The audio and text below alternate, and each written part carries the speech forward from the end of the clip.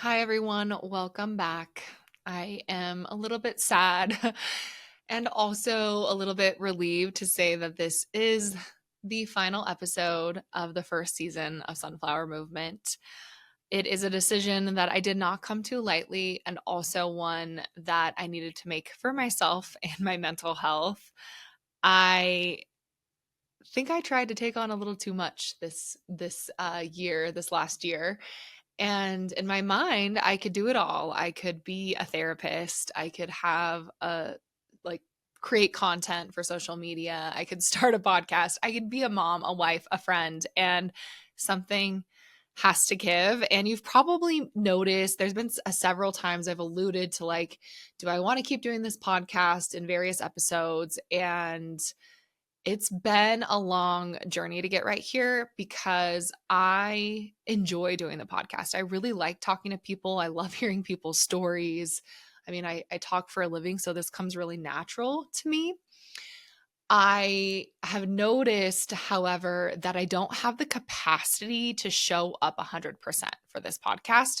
And if you know me and you know me well, I give it my all in pretty much everything I do. And while I think that is a huge strength of mine, it is also a weakness. It also burns me out. And it's so funny because I told my friend Brooke, who was on here, and I said this a few episodes back with her, that I haven't felt burnout before. I don't know if I was manifesting that, but your girl is feeling burnout. And it's kind of allowed me to recalibrate a few things. I think sometimes we almost have to hit that like rock bottom, that part where we're really struggling to wake up and like reevaluate what's working, what's not working, what am I doing internally, all of that stuff. And the thing is, and the thing that makes me so sad is I know this podcast is resonating with so many of you. I mean, more people than I could have ever imagined. And I don't want to let you guys down. And that, like, I feel like me not releasing episodes or me having a season finale is letting you down. And that's my stuff. And I think at the end of the day, I can't let myself down, right? And if I don't have the capacity to give to this, then it's not going to be what I want it to be. And it makes the most sense right now for me to end this season. I'm about to enter a really busy season of life with my kids. Spring is busy. They're going to be playing sports. I'm kind of starting a new journey with therapy and offering brain spotting intensives. And it just seems like the right time to close this first chapter and revisit it in the future. And I want to keep it very open ended. Sunflower Movement has blossomed into something that I never could have expected. I love the metaphor, I love the meaning behind it, the intention that I've set, and I want to be able to circle back to it in the future in a capacity that meets me, that is a little more healing centered. And while I've tried to capture that and I've really tried to hone in on that, this like especially in 2025, I feel like I have been too drained to really bring like new, fresh ideas to this platform for you all. And I think I need some like time to nest and be creative and explore what this looks like for me.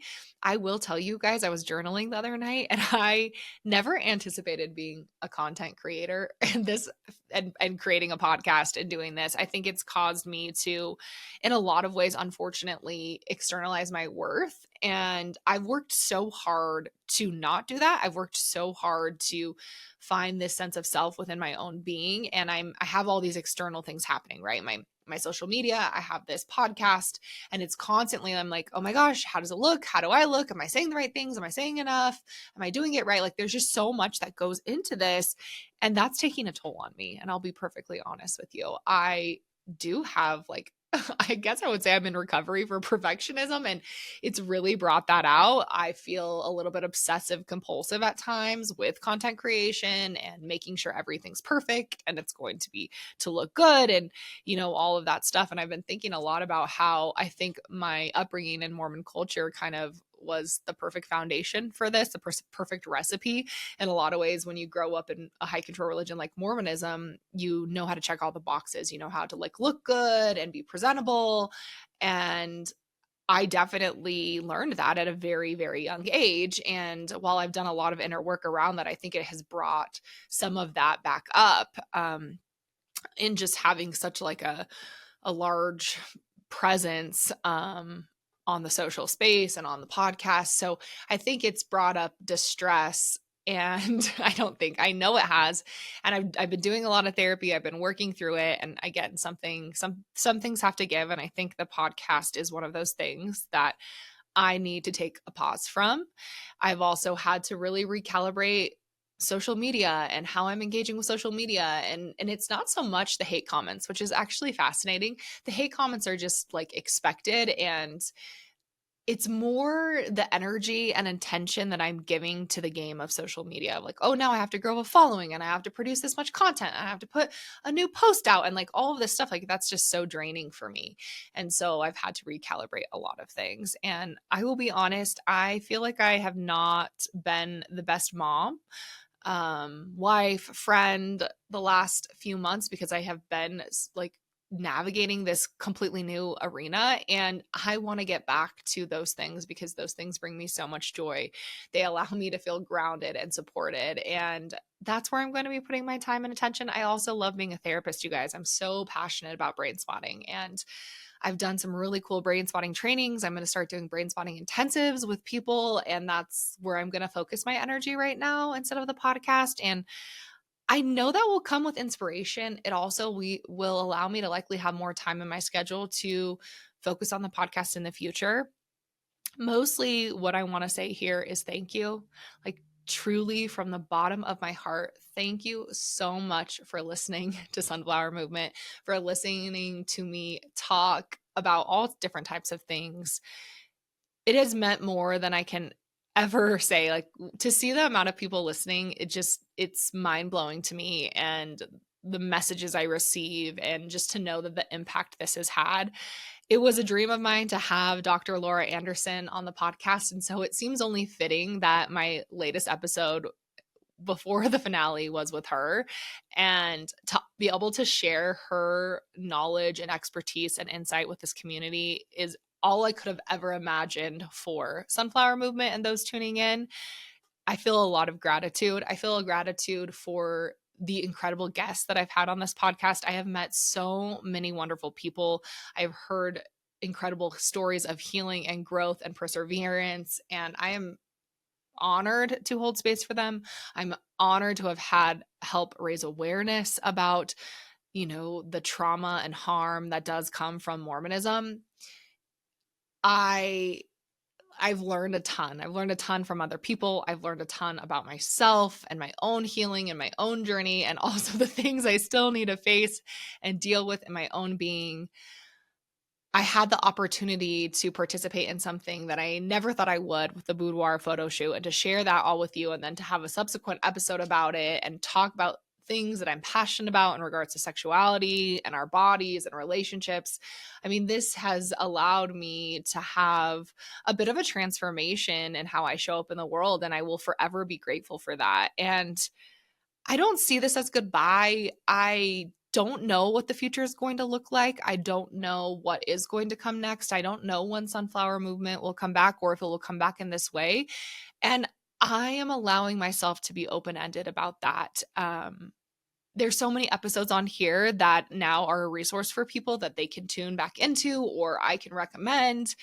And I'm really grateful for that, like that work that will be there and that resource that will be there. And that can be enough. And I think that's what I've been coming to a lot is, am I enough in this moment exactly as I am? And I think about Brene Brown.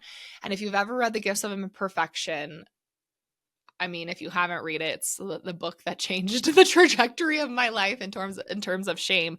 But that is essentially the essence, is like, in this moment, can we be enough exactly as we are without changing a thing? And when I can do that, when I can be like, yes, Ash, you are enough in this moment exactly as you are, it gives me so much fuel and energy to then be creative, to make new connections, to feel present with my friends and my family and my husband, right? And I think in the last 9 months, I've gotten caught up with, I'm only enough if this is happening with my posts, if I'm resonating with my audience, if my podcast is doing well, if I'm getting enough guests on the podcast. Like, I literally burnt myself out. I was burning a candle from both ends, and it was a very meaningful candle, and I'm so grateful for it.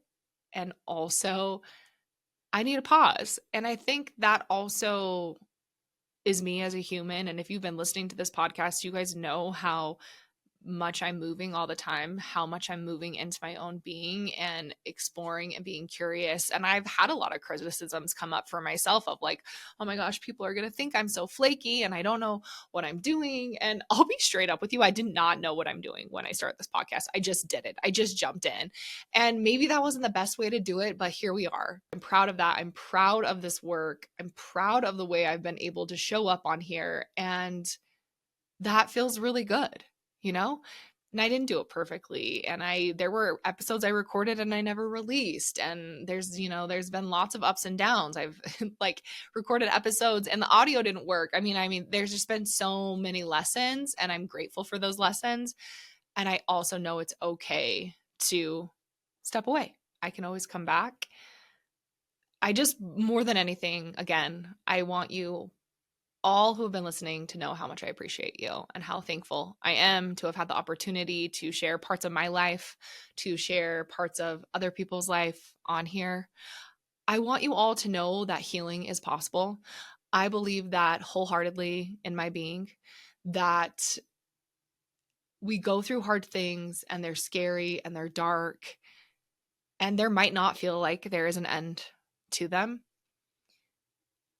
And also, it is the holding of the space of the things that don't feel like they can come to the end. Though, like walking into the darkness and allowing yourself to be there to shake hands with it, that is how we move through it. I am not sure if I've said this on here or not. I say it with my clients when I'm talking about brain spotting. Brain spotting gives me hope. It gives me hope in the darkest of moments, because even if in that time I can't address the distress in the way that I want to, I know I have this tool of going inside my nervous system, sitting with the pain, getting to know it, and that it will move through me and I will feel more regulated. And that is how I now exist in the world. I went from a place from being scared all the time to being uncertain, to being fearful of what happens next. And I found this healing modality that taught me that the dark, scary, hard parts is where my resilience lies. Like where there is trauma, there is resilience close by. And there's been freedom in that. And it does require sometimes a safe space. It just requires a friendship, a relationship, a community, a therapist that can honor us and honor our being. And I know those safe spaces are hard to come by. That was my vision for Sunflower Movement, is it to be a space where people feel seen, heard, and believed. And I hope that that was felt here. I know I felt it in many of my conversations. I know I felt it in opening up and being vulnerable. And I'm just so honored to have created that. I want you to know you're not alone on your journey, and it's okay not to be okay. I think sometimes the moments when we're not okay are the most beautiful moments we have. And as I look back at my life and the hard things I've gone through, there is so much beauty in them. And I'm honored to be in the place that I am today, to offer the services that I offer to clients. As difficult and activating as building a social media platform has been, it has also been this incredible gift. I love to witness people's stories, to hold space for them, to raise awareness about the very real impact Mormonism has on mental health. I will forever be grateful for that opportunity. And I plan to continue to use my platform to raise awareness, to create community, to let people know they're not alone on this journey. And I hope you know that. I hope you know that you are not alone and that there is someone out there who gets you. And sometimes you just have to intentionally seek them out and to keep trying, to keep putting yourself out there, keep reaching out to find your people, because they do exist. I don't really want to end right now. I don't really want to say goodbye, but I feel like I'm just repeating myself. So this is just see you later. Please continue to follow along on my social media, Ashley B_therapy. I will continue to post content on there, talk about nervous system regulation, talk about Mormonism, all the things. I'm not going anywhere. Sunflower movement will continue to exist. And I think there is a likelihood season 2 is in the future, but I will be announcing all of that obviously on my socials. I appreciate you. I honor you. Thank you